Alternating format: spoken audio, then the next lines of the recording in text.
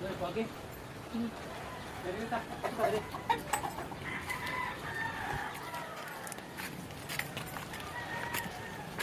Grabe dito ano?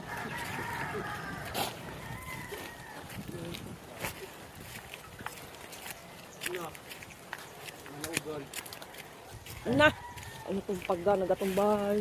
Tapos Lord, salamat Lord sa protection. Wa mo nga sa atong bahay ba?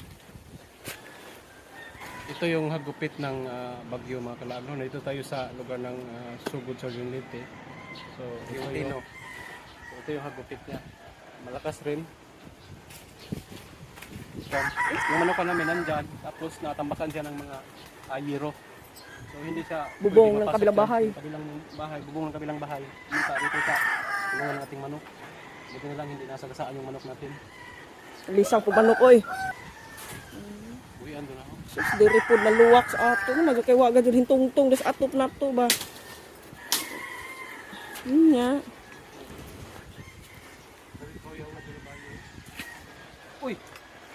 Ha? Ano sa man? Nagbay ni Kuan ba? Mau lagi, nagisi-gisi.